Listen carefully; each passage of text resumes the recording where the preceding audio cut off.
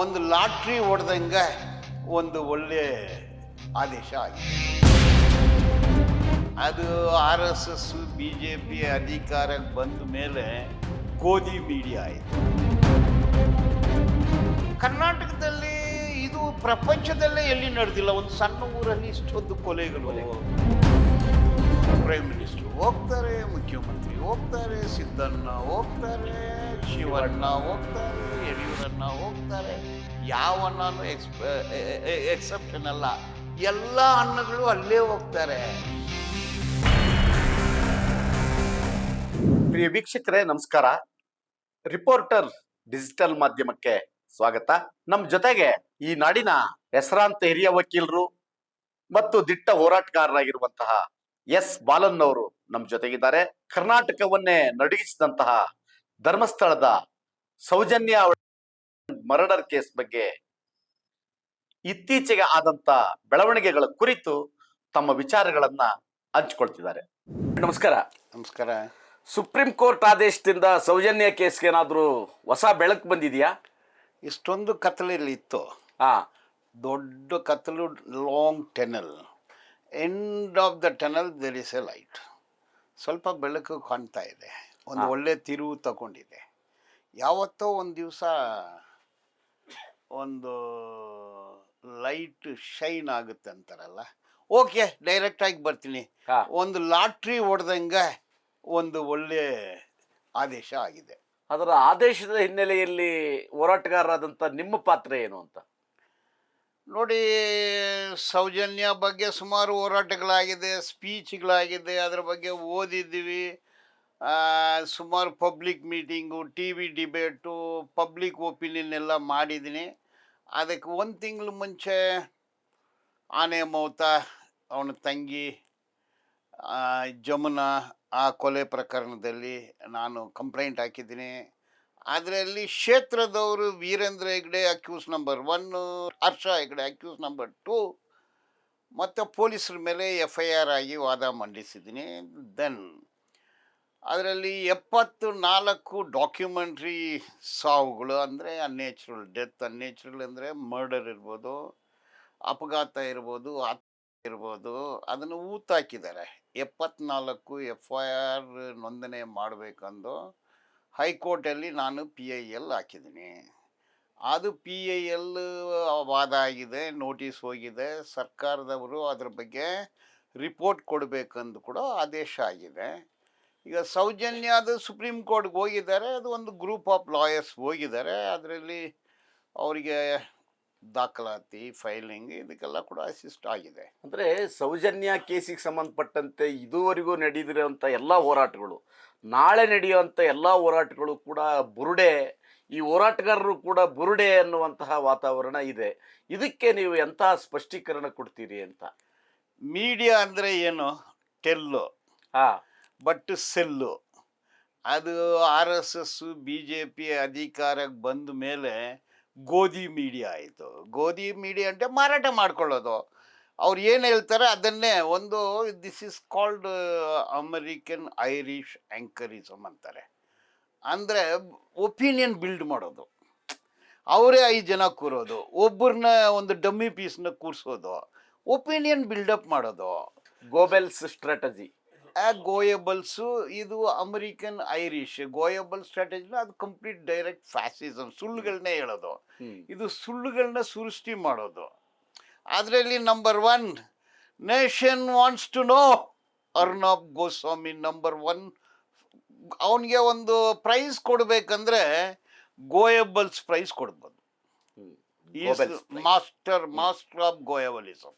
ಸೌಜನ್ಯ ಪ್ರಕರಣದ ಹಿಂದಿನ ಎಲ್ಲ ಕೇಸ್ಗಳು ಕೂಡ ದಕ್ಷಿಣ ಕನ್ನಡದ ವ್ಯಾಪ್ತಿಯನ್ನು ಬಿಟ್ಟು ಸಮಗ್ರ ಕರ್ನಾಟಕವನ್ನು ಅದರ ಒಂದು ಹೈಪ್ ತಗೊಳ್ಳಕ್ಕೆ ಸಾಧ್ಯ ಆಗಿಲ್ಲ. ಹೋರಾಟಗಾರರು ಕೂಡ ಅಷ್ಟಕ್ಕೆ ಸೀಮಿತವಾಗಿದ್ದಾರೆ. ಹೋರಾಟಗಾರರಂದ್ರೆ mostly left, progressive, secular, ಡೆಮೊಕ್ರೆಟಿಕ್ಕು. So ಈ ಫೋರ್ಸಸ್ಸು ಕರ್ನಾಟಕದಲ್ಲಿ ಭಾರಿ ಕಡಿಮೆ ಅಂತ ಕಾಣ್ತಾ ಇದೆ. ಅದು ದಕ್ಷಿಣ ಕನ್ನಡ ಜಿಲ್ಲೆಯಲ್ಲಿ ಮಾತ್ರ ನಿಜ ಗೊತ್ತಿದೆ. ಮೊನ್ನೆ ಒಂದು ಕ್ಲೈಂಟ್ ಬಂದರು, ಲೇಡಿ, ಒಂದು ಬ್ಯಾಂಕ್ ಮ್ಯಾನೇಜರ್ ವೈಫು. ಆ ಅಮ್ಮ ಇದೆಲ್ಲ ನಿಜದ ಬಗ್ಗೆ ಎಲ್ಲ ಹೇಳ್ತಿದ್ಲು ಅವರು. ಆಶ್ಚರ್ಯ ಆಯ್ತು, ಅವ್ರಿಗೆ ಗೊತ್ತಿದೆ ನಿಜಾಂಶ ಏನಿದೆ ಅದು ಗೊತ್ತಿದೆ. ಈಗ ಅಲ್ಲಿ ಅವರ ಆ ಅಮ್ಮ ಏನು ಹೇಳಿದ್ಲಂದ್ರೆ, ಸಂಜೆ ಆದರೆ ಕೆಲವರಿಗೆ ಮಾಂಸ ಬೇಕು, ಎಣ್ಣೆ ಬೇಕು, ಕೆಲವರಿಗೆ ಹುಡುಗಿರು ಬೇಕು, ಹುಡುಗಿರಂದರೆ ವರ್ಜಿನ್ ಹುಡುಗಿರು ಬೇಕು. ಸೊ ಅಂಥ ಮಾಡಿರೋದೊಂದು ಆ ಅಮ್ಮ ಹೇಳಿದ್ಲು. ಅಂದರೆ ಇದು ಯಾರೋ ಮಾಡ್ತಾಯಿದ್ದಾರೆ, ಹುಡುಗಿಯರು ಕಾಣೆ ಆಗ್ತಾರೆ, ಆಗುತ್ತೆ, ಕೊಲೆ ಆಗುತ್ತೆ, ಬಟ್ ಬ್ರೂಟಲ್ ಮರ್ಡರ್ ಆಗುತ್ತೆ. ಇದು ಅಲ್ಲಿ ಪೊಲೀಸರು, ಡಾಕ್ಟ್ರು ಎಲ್ಲರೂ ಒಂದು ಲೈನಲ್ಲಿ ನಿಲ್ತಾರೆ. ಅದಕ್ಕೆ ಒಂದು ಗುಂಪಿದೆ, ಆ ಗುಂಪೇ ಇದೆಲ್ಲ ಎತ್ತು ಕಟ್ಟೋದು. ಬುರುಡೆ ಗ್ಯಾಂಗು, 200 ಕೋಟಿ 300 ಕೋಟಿ ಫಾರಿನ್ ಫಂಡು, ಇದೆಲ್ಲ ಎತ್ತು ಕಟ್ತಾರೆ. ಇದೆಲ್ಲ ಸುಳ್ಳು. ಅದನ್ನೇ ಕೆಲವು ಮೀಡಿಯಾಗಳಿದೆ, ನಿಮ್ಗೆ ಗೊತ್ತಿರುತ್ತೆ. ಆ ರೀತಿ ಈಗ ಒಂದು ಸುಳ್ಳನ್ನು ಹೆಂಗೆ ಪ್ರೆಸೆಂಟೇಷನ್ ಮಾಡ್ತಾರೆ, ಆ presentation style, anchoring. But this are all not tell but sell. Sell for ಅಧಿಕಾರ, ಐಷಾರಾಮಿ ಜೀವನ. ಈ ಥರ ಮಾಡಿರೋರು ಮೈಸೂರಲ್ಲಿ ಒಬ್ಬರು ಎಂ ಪಿನೇ ಆಗಿಬಿಟ್ರು, ಕೆಲವ್ರಿಗೆ ನಾವು ಎಂ ಪಿ ಆಗಿಬಿಡೋಣ ಅಂತ ಆಸೆ. ಧರ್ಮಸ್ಥಳದ ಒಟ್ಟು ಪ್ರಕರಣಗಳನ್ನ ರಿಸಲ್ಟ್ ಓರಿಯೆಂಟೆಡ್ ಒಂದು ಲಾಜಿಕಲ್ ಹೆಂಡಿಗೆ ತಗೊಂಡು ಹೋಗುವಂತಹ ಒಂದು ಹೋರಾಟವನ್ನ ಹೇಗೆ ಕಟ್ಟೋದಿಕ್ ಸಾಧ್ಯ? ಅದಾಗುತ್ತಾ ನೋಡಿ. ಈಗ ಈ cockroach party of Janata party of India ನೋಡಿ, ಒಂದು ಈ ಸಾವು 20 ಹುಡುಗಿಯರ ಸಾವು, ಸ್ಟೂಡೆಂಟ್ಸ್ ಸಾವು, ನೀಟು ಎಕ್ಸಾಮ್ ಬರೆದಿರೋರು ಸಾವು. ಸಿ ಅವು ಆ ಎನಗಳು, ಆ ಪ್ರಾಣಗಳು ನ್ಯಾಯ ಕೇಳುತ್ತೆ. ಈ 20 ಜನ ಪ್ರಾಣಗಳು ಅದು ಇಡೀ ದೇಶಾಂತ ರೀತಿ ಹೋಯ್ತು. ಈ ಹುಡುಗರು ದಿಸ್ ಈಸ್ ಕಾಲ್ಡ್ ಜನ್ಜಿ ಅಂತಾರೆ, ಜನರೇಷನ್ ಜನ್ಜಿ ಅಂತಾರೆ. 14 years to 29 years ಎಲ್ಲ ಬೀದಿಗೆ ಬಂದರು. ಏನು what a wonderful talk they give. ದೇಶದ ಬಗ್ಗೆ ಮಾತಾಡ್ತಾರೆ, ಈಕ್ವಾಲಿಟಿ ಬಗ್ಗೆ ಮಾತಾಡ್ತಾರೆ, ಸೋಷಿಯಲಿಸಮ್ ಬಗ್ಗೆ ಮಾತಾಡ್ತಾರೆ, ಸಮಾಜದ ಬಗ್ಗೆ ಮಾತಾಡ್ತಾರೆ, ತತ್ವಗಳ ಬಗ್ಗೆ ಮಾತಾಡ್ತಾರೆ, ಐಡಿಯಾಲಜಿ ಬಗ್ಗೆ ಮಾತಾಡ್ತಾರೆ, ಬಡತನದ ಬಗ್ಗೆ ಮಾತಾಡ್ತಾರೆ, ಕೆಲಸದ ಬಗ್ಗೆ ಮಾತಾಡ್ತಾರೆ, ಕೂಲಿ ಬಗ್ಗೆ ಮಾತಾಡ್ತಾರೆ, ಜೀವನೋಪಾಯ ಲೈವ್ಲಿಹುಡ್ ಎಲ್ಲನೂ ಮಾತಾಡ್ತಾರೆ. ಅಂದರೆ ಫೆಂಟಾಸ್ಟಿಕ್. ಜನ್ಜಿ ಆಟ್ಸಪ್ ಟು ಜನ್ಜಿ, ಅಷ್ಟೊಂದು ಡೀಪ್ ನಾಲೆಡ್ಜ್ ಇದೆ. ಅವ್ರನ್ನ ಅಟ್ರಾಕ್ಟ್ ಮಾಡುವ ಸಿದ್ಧಾಂತ ಬಂದಿಲ್ಲ.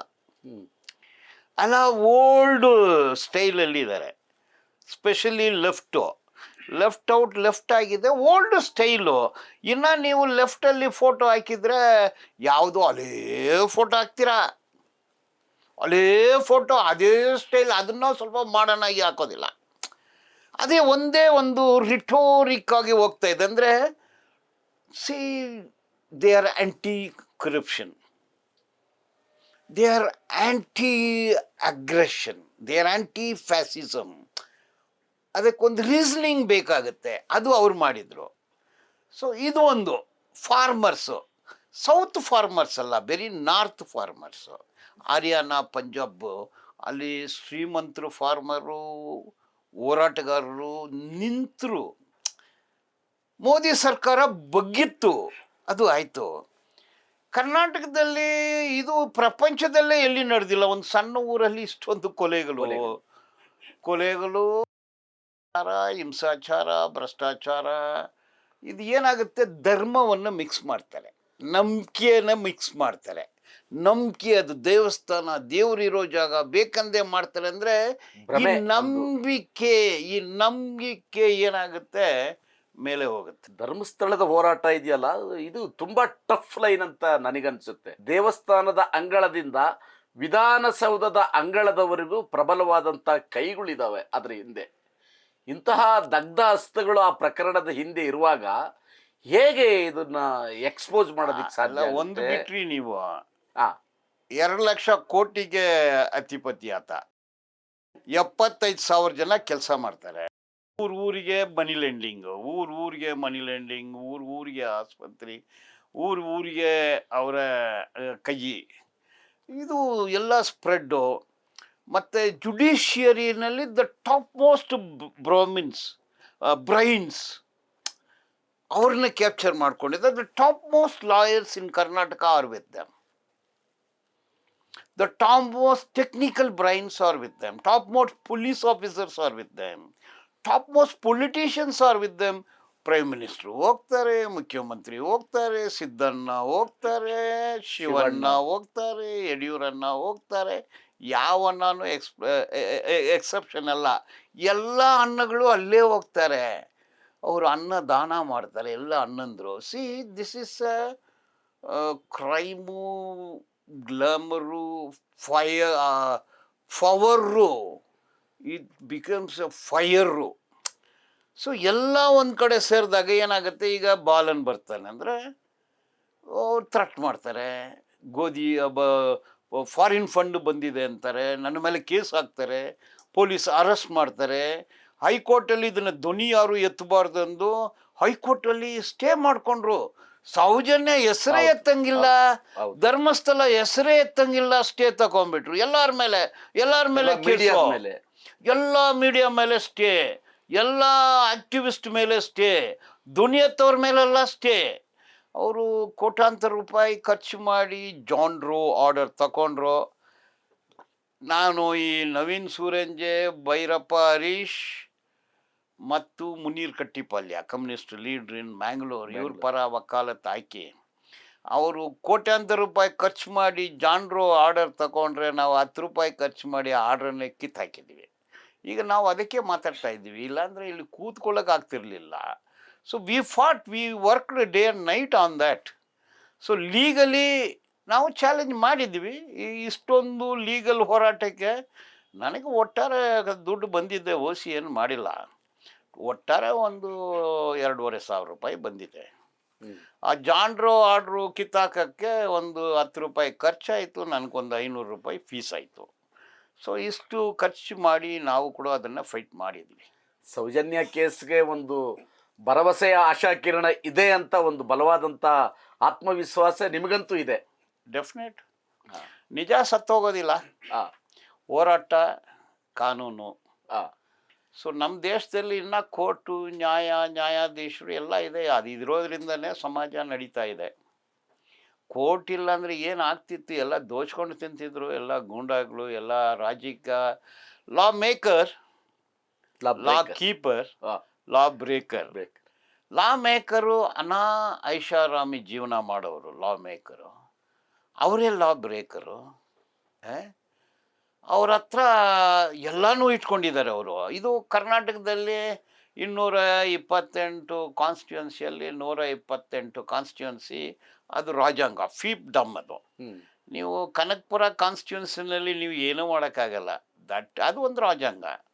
ಶಿಕಾರಿಪುರ ಅದು ಒಂದು ರಾಜ್ಯಾಂಗ.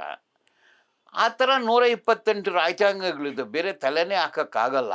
ಇಟ್ಸ್ ರಿಪಬ್ಲಿಕ್ ಅಲ್ಲ ಅದು, ಇಟ್ ಈಸ್ ಕಿಂಗ್ಡಮ್, ಫೀಪ್ಡಮ್. ಅದು ರಾಜ್ಯಾಂಗ ಮಾಡ್ಕೊಂಡ್ಬಿಟ್ಟಿದ್ದಾರೆ. ಅಲ್ಲಿರೋ IAS, IPS ಎಲ್ಲ ಅವ್ರ ಪ್ಯಾಕೆಟಲ್ಲಿ ಇರುತ್ತೆ. ಕಾನೂನು ಅವರೇ ಮಾಡ್ತಾರೆ, ಲೂಟಿನೂ ಅವರೇ ಮಾಡ್ತಾರೆ. ಎಷ್ಟು ಲೂಟಿ ಅಂದರೆ 1,000 ಕೋಟಿ, 500,000 ಕೋಟಿ, ಕೋಟಿ ಕೋಟಿ ಕೋಟಿ ಲೂಟಿ. ಅದು ಹಂಗಾಗ್ಬಿಟ್ಟಿದೆ.